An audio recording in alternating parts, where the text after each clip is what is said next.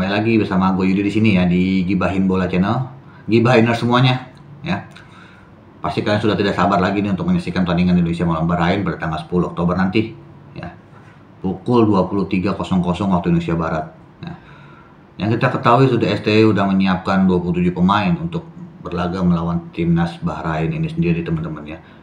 Dan persiapan-persiapan sudah dilakukan oleh PSSI sehingga dari awal keberangkatan hingga datang dengan selamat di Bahrain itu sudah dipersiapkan oleh PSSI semuanya ya.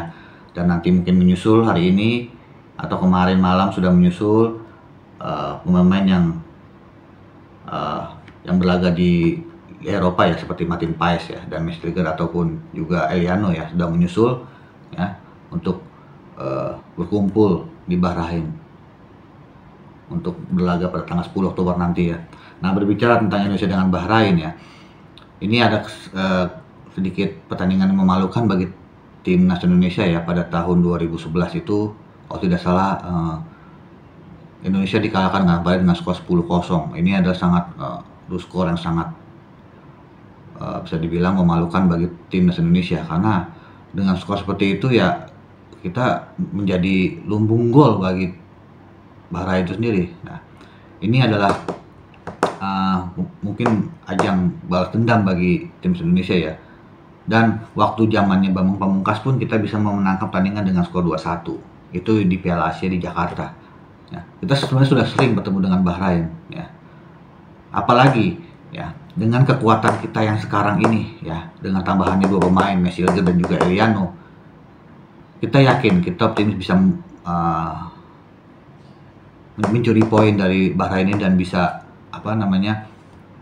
memberikan perlawanan kepada Bahrain.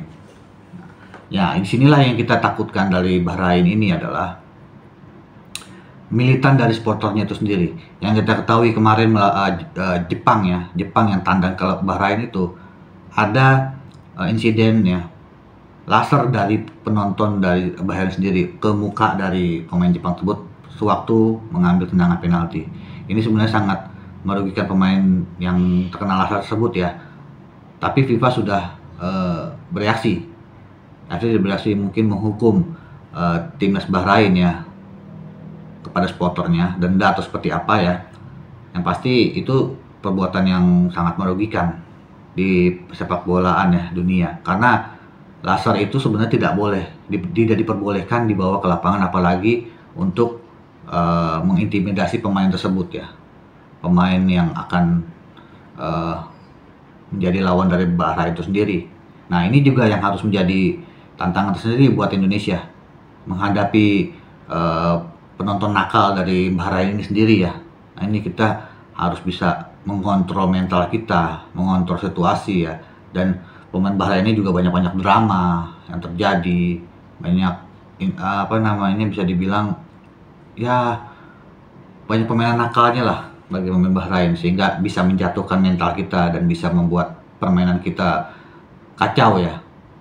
Nah, inilah yang harus diwaspadai dan diantisipasi oleh timnas Indonesia melawan Bahrain sendiri. Selepas kita mempunyai pemain yang bagus ya. Nah, inilah yang menjadi suatu tantangan tersendiri. Mental dan juga situasi di lapangan ya. Itu yang menjadi tantangan sendiri untuk timnas Indonesia. Apalagi timnas Bahrain ini ya membutuhkan kemenangan, karena sebelumnya kan dia kalah lawan Arab Saudi dan menang lawan Australia ya. Nah, inilah menjadi poin penting bagi Bahrain untuk bisa memenangkan lawan Indonesia, dan dia yakin bahwa Bahrain bisa memenangkan pertandingan lawan Indonesia. Berbeda dengan Cina ya, Bahrain tidak mempermasalahkan naturalisasi kita ya sampai sekarang. Seperti Mesliger dan juga Eliano masuk, Bahrain tidak mempermasalahkan, tetapi dia mempunyai cara sendiri ya untuk memberikan tekanan-tekanan kepada tim Indonesia ya sebelum pertandingan berjalan ini melawan Bahrain. Ya, sebenarnya wajar aja sih kalau untuk ada pesawer dari tim-tim yang berlaga tuh wajar-wajar aja untuk untuk menekan mental dari pemain timnas tersebut ya. Tapi apabila timnas Indonesia mempunyai mental yang kuat, dan masa bodoh lah, yang penting kita bermain tampil ya dengan menghasilkan pertandingan yang luar biasa, mendapatkan poin, itu saja sudah penting. Tidak menghiraukan apapun pesawar yang dilakukan oleh tim-tim negara-negara lain ya. Yang penting kita fokus aja membenahi timnas kita sendiri ya, dan bisa meraih poin dan mencuri poin di kandang Bahrain dan juga nanti di kandang Cina ya. Nah, ini yang harus diwaspadai. Dan lupakanlah kekalahan timnas Indonesia ya 10-0 ya pada tahun 2011 itu sebenarnya pertandingan sangat memalukan bagi kita dan menyedihkan bagi kita, tapi lupakan ya, timnas Indonesia di tahun tersebut dengan sekarang berbeda 100%. Dan juga kepemimpinan pelatih juga beda ya.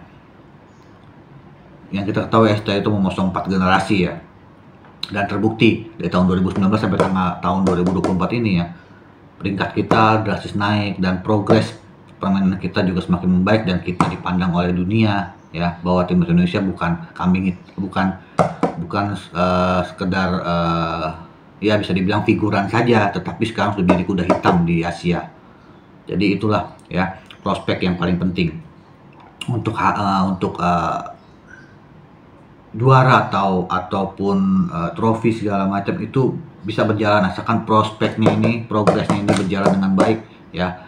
Nanti setahun, 2 tahun, atau 3 tahun ke depan kita bisa merajai di Asia Tenggara dan juga bisa berbicara banyak di Asia. Kemungkinan bisa 100 besar ya.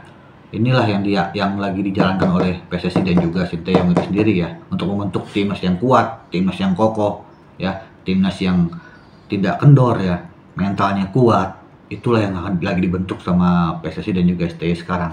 Nah, maka dari itu melawan Bahrain ya, inilah menjadi tantangan tersendiri.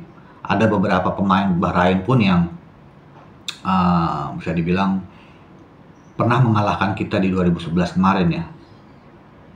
Itu masih pemain muda mereka itu. Nah, Bahrain tersebut, nah kita mempunyai keuntungan. Bahrain ya, pemain Bahrain itu usianya rata-rata itu di atas 28 tahun semua. Berarti bisa dibilang itu memasuki masa-masa yang ini ya, tua ya. Nah, itu menjadi keuntungan buat kita. Karena kita ya banyak pemain-pemain mudanya. Jadi visi pemain muda kita masih panjang ya, dan cara bermain yang pemain muda tersebut masih enak ya, masih bisa dipoles lagi, dan juga fisik mereka yang terutama fisik masih kuat ya. Itulah yang menjadi keuntungan bagi timnas Indonesia melawan Bahrain ini. Ya secara sistematika sih sebenarnya kita jauh ya di bawah Bahrain, tetapi bola itu bundar ya, apapun bisa terjadi di dunia sepak bola ya. Nah, inilah kita harus bisa memanfaatkan keadaan ini ya, walaupun banyak tekanan-tekanan, serangan-serangan bawah tanah dari Bahrain ya, tetapi itu tidak masalah. Yang penting kita fokus aja melawan Bahrain ini, dan kita kumpulkan sekuat tenaga ya untuk timnas Indonesia ya, apalagi kita full tim ya untuk bisa mencuri poin di Bahrain ya, kalau bisa menang ya. Jadi kita nanti untuk melenggangnya lebih aman, bisa menjaga asal lolos ke Piala Dunia 2024 ya. Apalagi kita langsung lolos, itu hal yang sangat luar biasa. Semua mata tertuju pada Indonesia pasti. Tetapi intinya kita jangan jumawa dulu ya, jangan terlalu sombong ya. Perjalanan kita masih panjang. Kita hadapi dulu yang depan mata ini, yaitu Bahrain dan juga Cina nanti tanggal 10 dan juga tanggal 15 ya. Intinya tetap fokus ya, jangan hiraukan suara-suara sumbang dan serangan-serangan bawah tanah dari tim-tim lawan ya. Kita fokus aja ya, walaupun kita bermain di tandang ya. Dan satu lagi yang merugikan kita yaitu wasit dari Oman ini kembali lagi memimpin timnas Indonesia ya. Nah, ini takutnya ya, kepemimpinan dari wasit ini berat sebelah. Jadi ya itulah yang harus diwaspadai oleh timnas Indonesia ya. Intinya kekalahan timnas Indonesia itu bukan dari segi permainan ya, yang kebanyakan sekarang ya, sampai sekarang ini ya, yaitu adalah si baju kuning ini, wasit ya. Kekalahan kita kebanyakan tuh dari situ ya. Kita banyak dicurangi, kita banyak dirugikan oleh keputusan-keputusan dari si baju kuning ini. Nah, jadi ya kita swaspada dengan wasit Oman ini ya, yang lawan Bahrain nanti kita bertanding ini ya, kita harus waspada. Ya pokoknya nanti kita tampil, timnas Indonesia tampil dulu aja di lapangan. Urusan nanti hasil seperti apa, kepemimpinan wasit seperti apa, itu pasti berjalan, pasti nanti ketahuan di lapangan. Yang penting kita dukung terus timnas Indonesia ya. Timnas Indonesia terus fokus ya untuk melawan Bahrain ya, untuk bisa menjaga asa kita lolos ke Piala Dunia 2026 ini teman-teman ya.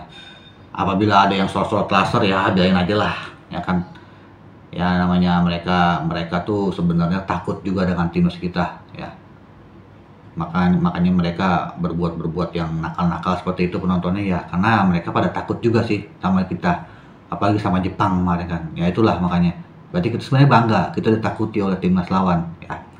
Makanya dari itu kita tetap jumawa, rendah hati, dan juga jangan terlalu overconfident ya. Kita fokus terus ya, gimana caranya kita bisa mencuri poin di kandang Bahrain nanti dan juga di kandang Cina teman-teman. Oke teman-teman, sekian dulu ya. Jangan lupa di subscribe, di like, di komen channel ini agar bisa berkembang dan bisa memberikan informasi baru tentang sepak bola Indonesia, terutama timnas Indonesia teman-teman. Oke, sekian dulu dengan gue Yudi dari channel YouTube Gibain Bola. Salam olahraga.